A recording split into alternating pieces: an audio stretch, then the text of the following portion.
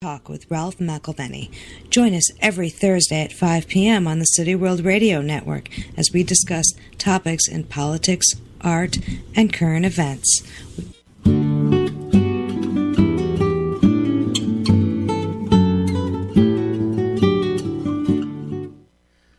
Hi, welcome to IntelligentTalk.com. We're here to discuss the book Every Second Counts, about the first heart transplant. Most people would have thought that would have occurred in America or Europe, but it actually occurred in South Africa. Dr. Christian Barnard is kind of an unknown story to the general public, and I'm very pleased to have the author of the book about the subject called Every Second Counts, and his name is Don Mcrae. Did I pronounce your name right? Yes, you did. Perfect. Thanks so much for having me on. Great. Thank you so much for coming. So, yes, it's an interesting area, and I just want to focus. How did you get into this area? You are South African originally, correct? I am, yes. I was a little boy in 1967. I was 6 years old. So obviously quite young, and obviously young, naive, not aware of what was going on in the world too much. But this event, the first heart transplant, had a huge impact on family and on all of South Africa. And I just never got that out of my head, that this momentous event had happened in South Africa, which at the time was, of course, engulfed by apartheid. Circumstances. Exactly. It was engulfed by apartheid, and so just to sort of start from the beginning, if I could, there were four basically doctors that were working on this. There was Dr. Barnard, Shumway, Lauer, and Kantrowitz. Did I pronounce those correctly? Yes, perfect. Okay, thank you. So, and I guess you sort of begin the race in 1958 in San Francisco, where Dr. Shumway involves a dog heart. Could you please explain that, starting with that, please? Yeah, in the summer of 58 in San Francisco, in quite a dingy lab, Norm Shumway and Dick Lauer, who were both two young surgeons, hadn't done much work yet, and they had a lot of time at their disposal in the afternoon, so they used to go down into the lab, and just as they would say in their sort of laconic way, kick about a few ideas and have some fun. And Shumway had studied in Minnesota, where the use of hypothermia had become more and more important. And they began to kick about this idea that they could possibly stop a heart, freeze it in cold saline, and after maybe they were thinking 20 minutes, 30 minutes, possibly an hour, they would back to life. It seemed an outlandish idea. No one had ever attempted this.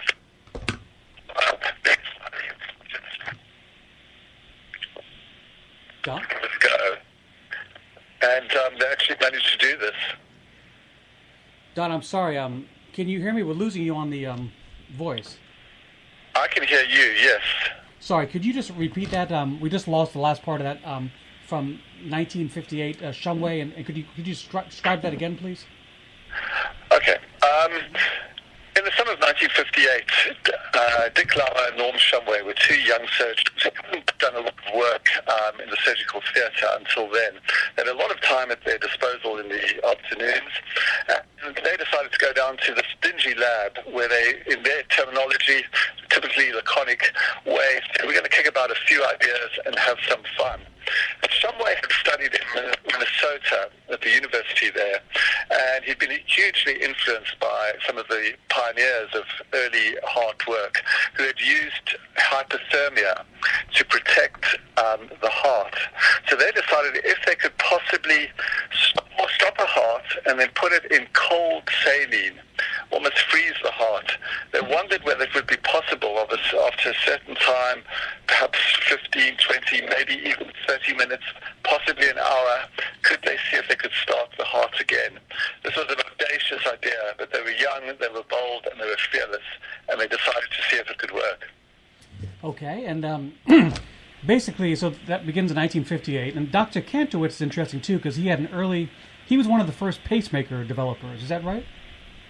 Yes, he was. He was based at Maimonides Hospital in Brooklyn, New York, and he was a highly intelligent man and doing all kinds of work in the heart, and certainly the pacemaker he'd been the young man, quite an instrumental force in developing the pacemaker.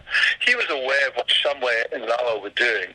And just going back to what I was saying earlier, Shumway and Lawa were successful in actually stopping a dog's heart for an hour in cold saline, and then they shocked it back into life, and the heart began beating again, and within a few minutes, the dog was licking their hands and being fully back to life.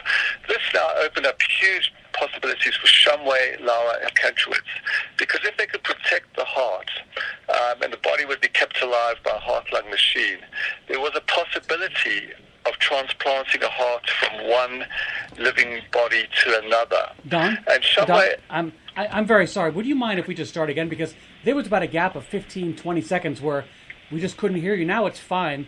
I'm sorry to do this, but it just, for some reason, the phone just blanked out for a while. Okay.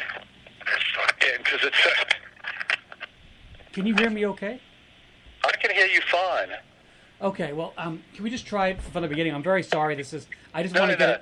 Just to say, I'm sort of talking quite a lot. I mean, am I talking? Should I talk in shorter sentences? You know, I make shorter answers to give you more time to come back. Or are you happy for me to give lengthy anecdotes? No. You're doing fine. Which I love for you to speak long about. It's just that I just want to get this perfect if I can. I won't want to just try starting it again. It's one of the nice things about not doing this live. And we can try one more time. I just wonder whether I should move into another part of my house just to see. I mean, I'm just going to move to see whether... how's this sounding? Does this sound any better?